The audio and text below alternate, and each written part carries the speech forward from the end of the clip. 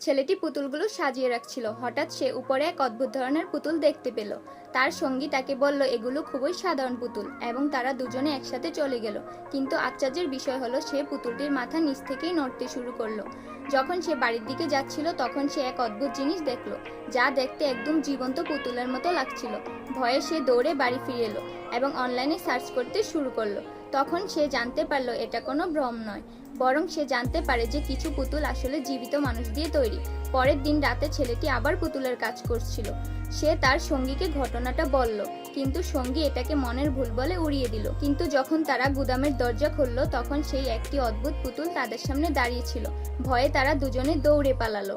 ছেলেটি কাপড় বদলে বাড়ির দিকে যেতে লাগলো, ভাবছিল গুজবটা কি সত্যি হতে পারে।